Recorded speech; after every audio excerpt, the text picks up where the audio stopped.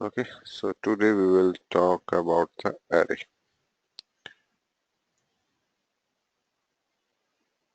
Array is very important part of the programming because it stores multiple data into a single variable. So for example, you want to store a set of numbers, okay, or set of data items, and you want to access through into one variable, and you want to access it through some index number. So say an example in your in a class or in a college, school, there are some students and you want to pick up with their roll number, and roll number is in a continuous manner like 0, 1, 2, 3, like that. So let us see by example, then it will be more clear. So say an example, I have three integers. So I will say integer, okay, and I'll say this bracket. This bracket indicates that I'm declaring an array. So I'm saying in my ints, okay, equals to new int and of array size 3. So what I'm doing here, I'm declaring an array of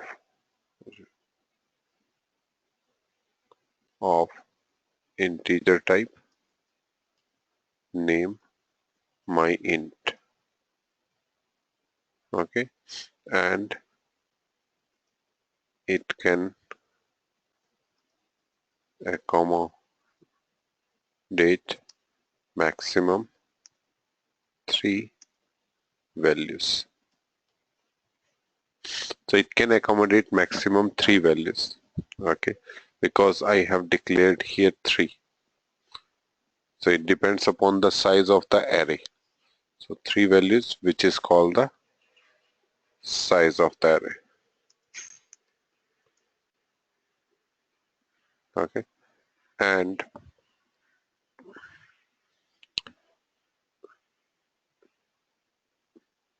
the first element, let me write into the next line.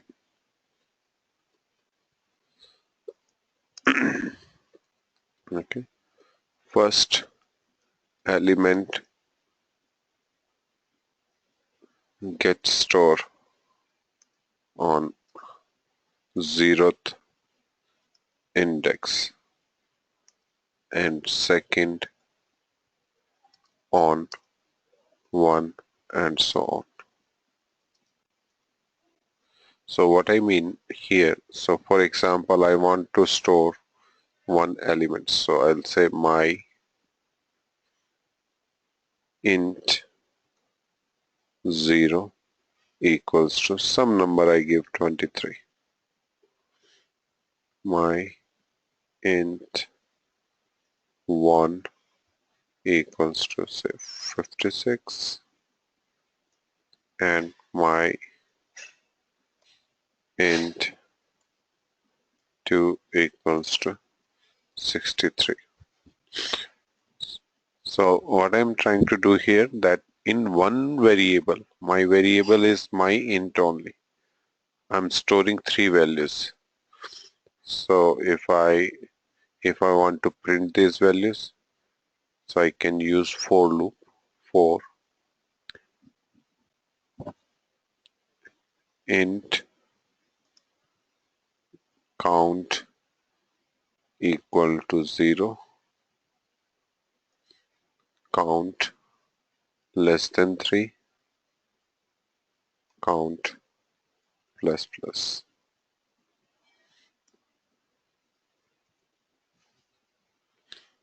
And I want to print my int count.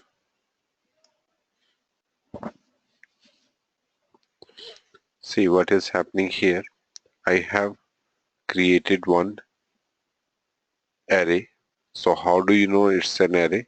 So these brackets indicates that it is an array. So I'm saying one integer array of size 3. So again I am initializing, so which is with the new keyword. So I'm declaring an array, my int, which is of size 3. So means it can have maximum 3 elements inside it. So what are the index number or what are the positions of these elements? So first element you can store at 0, second at 1, and third at second position. So now I want to print. For loop is basically it is the repetition of the task. Same task if you want to repeat again and again. What I want to print? I want to print first this number, then means first this number, then this number, and then this number. So what I'm saying, take 0, count as a variable I have taken for count equals to 0, count less than 3 because it is up to 2, and count plus plus. Count plus plus means it will increase the value by 1 on every uh, loop, means on every statement. Say an example here, it will come. So on the first case, count equals to 0. Count equals to 0. So it will print my int 0. Now it will come out from here, and before coming out it will check whether my count is less than 3. So count is 0. Then before checking this, it will increase the value. Count plus plus means count equals to count plus 1. So it will increase the value. Now the count is 1. 1 is less than 3. It will repeat the task again. Which task? This task. But now count equals to 1. So count equals to 1 means this element. And then it will increase the value again. Count plus plus, that is 2. And 2 is less than 3. Then it will say that my int 2. My int 2 is nothing but 63. And then count equals to 4. 4 is less than 3 is false. Then this control will come out from the for loop and it will go to the next statement. So let me run it first.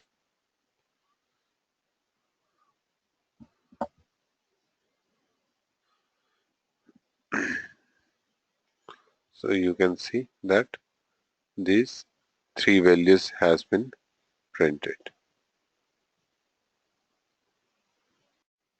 Yeah, so there is one more way to execute it. This is the one way we have checked.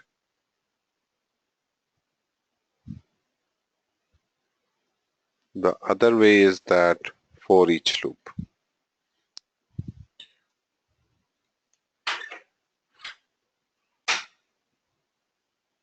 Let's say int I in my ints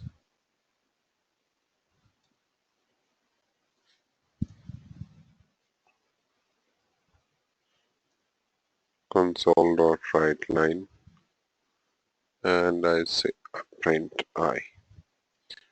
So if I execute this, so now it should be print 2 times 2356. That is because of the upper for loop, and the other one is for each loop where I'm printing I. So how this for each loop works? See, in the for loop I am explicitly saying count equal to 0, count less than 3, and count plus plus. So until unless count less than 3, it will repeat the statement.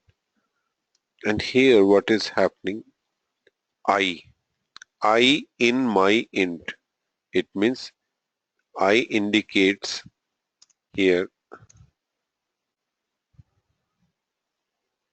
I indicates the element.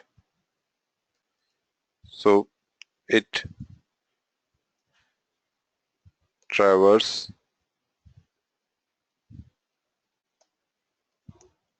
each element and print it.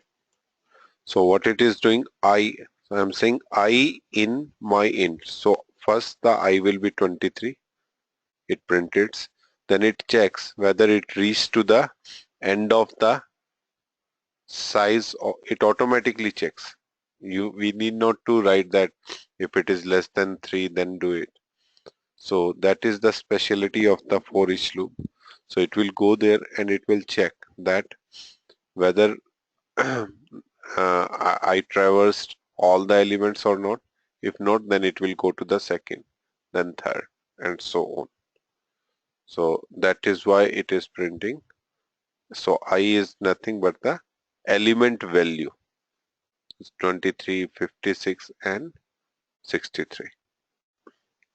Okay, so there is a concept called initialize array. So let me just remove all this and let me take a string array.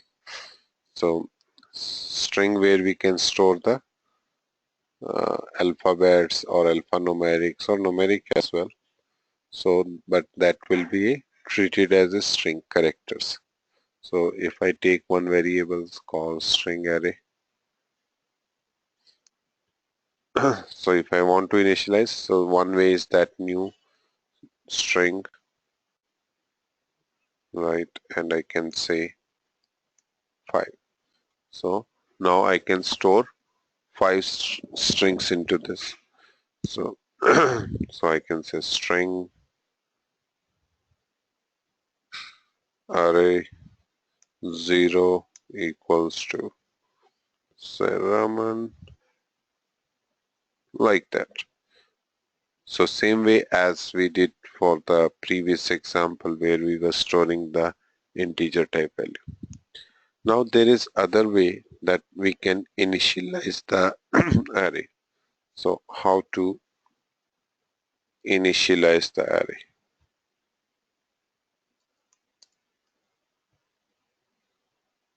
So array initialization is the other way that you can declare the array with or without size.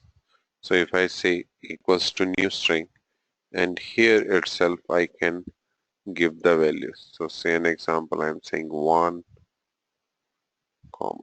2, 3.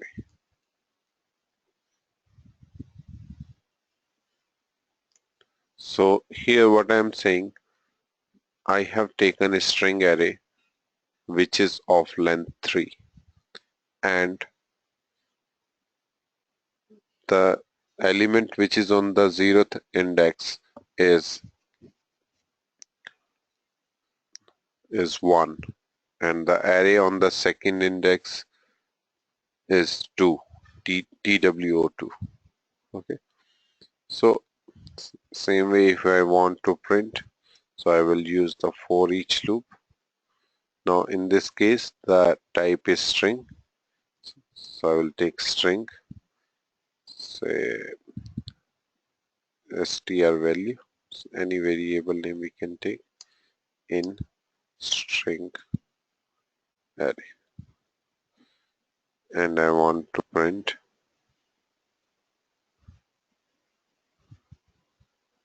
str value. So if I run it, so we will find the value 1, 2 and 3. So the thing which is to remember here, how to initialize the array here. Now if I want to see that how many elements are there, so if you are storing like that, you are not giving the size of the element where you can say okay I have 3 elements or 10. So if I want to print the length, if I say length of the array equals to,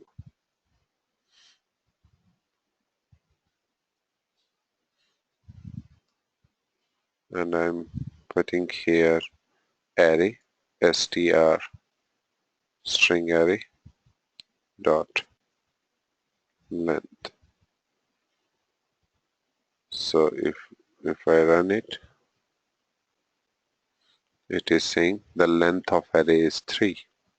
So for example, if I store some more values, say test value, so then it will be automatically changed to 4. So length is the method by which we can see that there are how many elements in that array. Okay, so say an example, if I take another array which is of Boolean type, so same way we need to declare Boolean brackets and say Boolean can store the Boolean type values.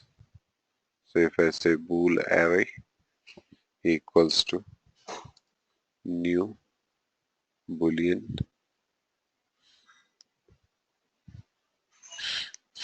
and if I initialize with the true, false,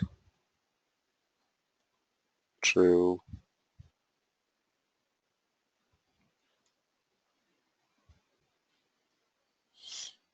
so this is the array, and if I want to print the length of bool array equals to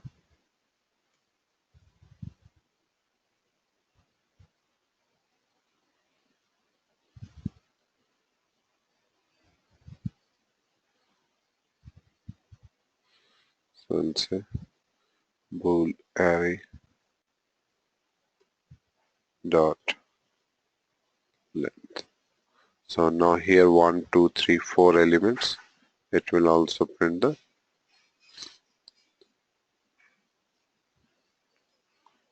4 elements. Okay, so next is array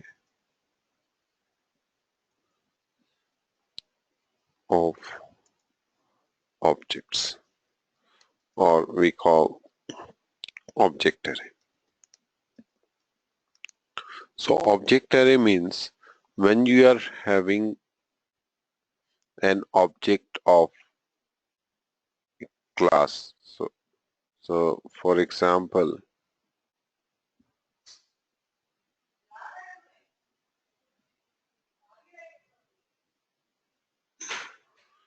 here we have student.cs class, right? Where we have age, name, and admission number, right? And I don't want to make it complicated, so I'm just removing these constructors. So I'm removing this constructor. So I have a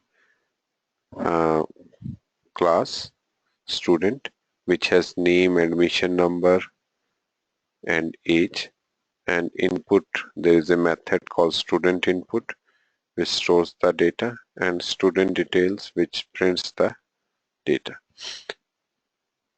Now if I create a class object student, if I say obj student equals to new student, in this case what will happen, it will create only one object. You can store one student information, but in case if you want to store multiple student information, so the rule is same, you can create the array. So this is the array. So say an example, you want to store the value of more than one student and you want to store for the 5 students. So you declare a object array here.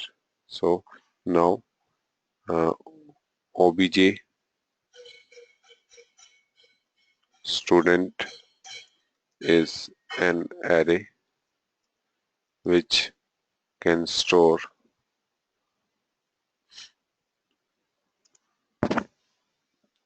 5 students information. So it can store 5. How? So let us see. So I will say obj student 0 dot student input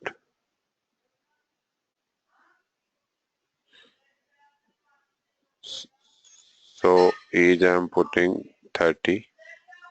Okay, admission number 101 and say string grammar.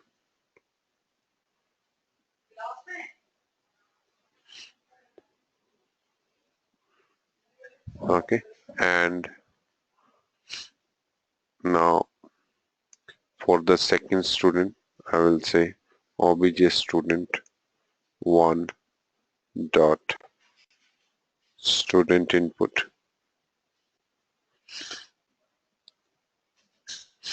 and I want to print some value 23 102 and finish.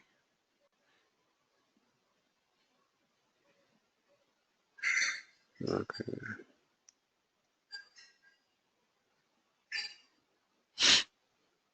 So let us take two records. Now I want to print these values.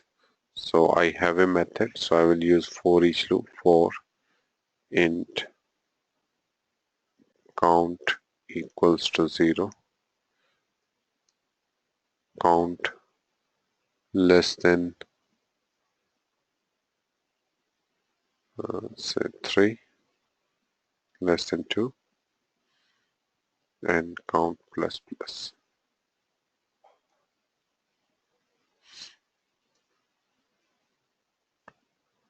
So what I want to do, I want to print these values. So I will say obj student count dot student details. So in student details, what we are doing, we are printing name, age, and admission number. So let me run it.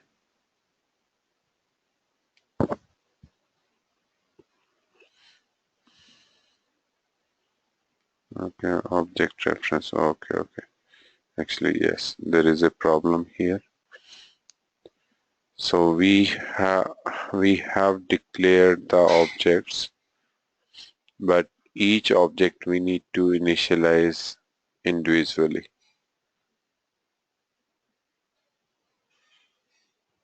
So what we need to do here,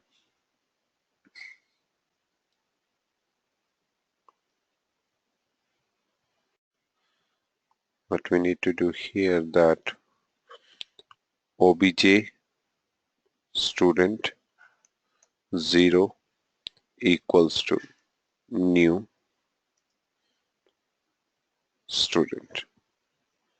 So for each object we need to have a initialization so that it allocates the appropriate memory for that. So I'm declaring these two equals to new student.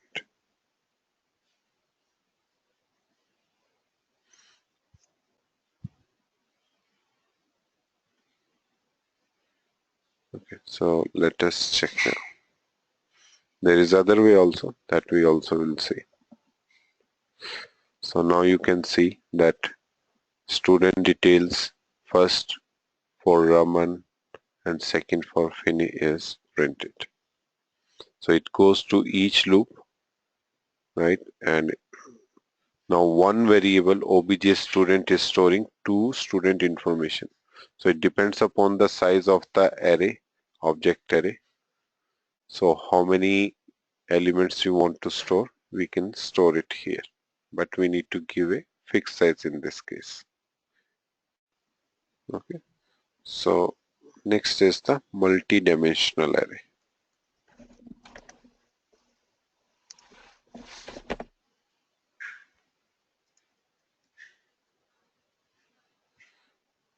So multi-dimensional array means when you are storing the values in more than in the form of rows and columns. Okay, so let me take the example here. So I'll take one variable integer type and I'm putting comma inside it. So comma indicates that I have two-dimensional array. So first, before comma it will be rows and after comma it will be the column. And now I want to declare the variable name. So if I say my matrix equals to new int and say 6,6.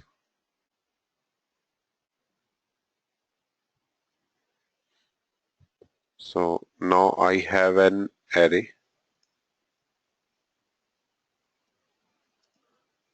which is two-dimensional and can store 1 second, Fanny. So I have a two-dimensional array which can store 6 rows. So 6 is quite high. Let's take say two rows and 2 columns, which can store 2 rows and 2 columns.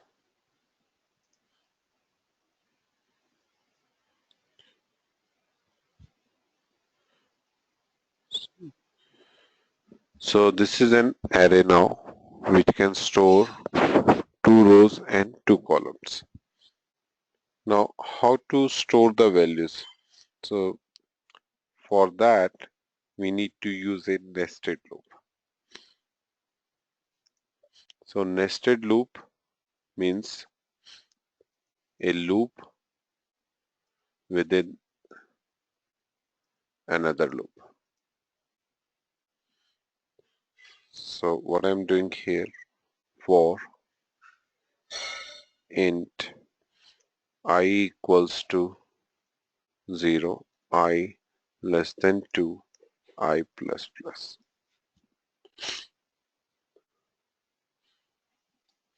And within that there is something wrong. I equal to 0, I less than 2, I plus plus. Okay. And for let's say int j equals to 0, j less than 2 and j plus plus. And what I want to do here, I want to put my matrix I comma j equals to I into j.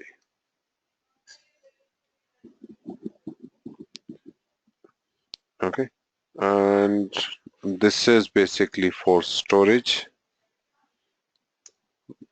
to store the elements. Now I want to print the elements.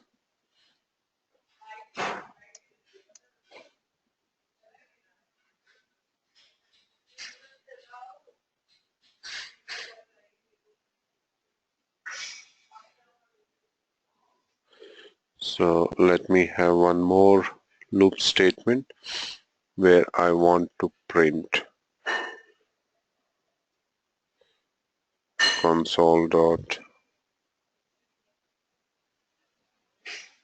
instead of right line prints into the separate line, right will print into the same line. So I want to print my matrix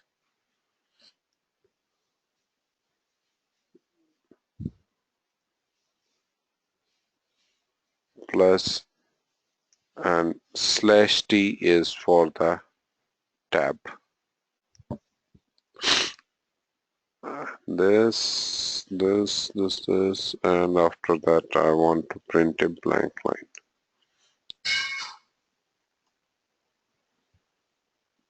Okay, so let me run it once, then I will explain it.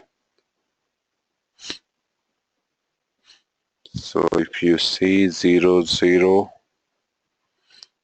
and 0, 1. So let me take little big, say 4 by 4 matrix, so that it will be more clear to you. So let me rerun it. I'm sorry, because I need to change here as well.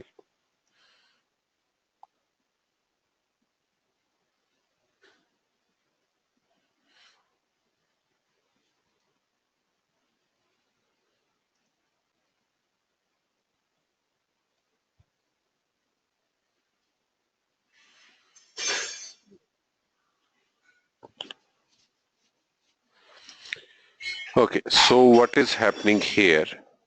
This is two-dimensional array which can store 4 rows and 4 columns. If you see here, 1, 2, 3 and 4 rows and 4 columns. 1, 2, 3 and 4 columns. It is not necessarily that you can have the same rows and same column. You can, change the rows and columns accordingly. Now this is my two-dimensional array where I want to store some values. I want to store the value, say I comma j, I into j. So this is a nested loop. When a loop is having another loop inside it, then it is called the nested loop. So in this case, what I'm doing, this loop is for the 4 rows and this loop is for columns. So what is happening? I equal to 0. So first the loop will start for the row, means I equal to 0, 0th row. It will come inside and this will repeat this statement for row 0 and for all the columns. So j equal to 0, j less than 4. But remember here, in first case, so first case I equal to 0. So first case I equal to 0. For I equal to 0, this statement will execute like this. It will go for the my matrix 0 and j is equal to 0. 0, 0, what it will store? I'm saying I into j. I is what? 0, j is 0. For 0, 0, it will store 0.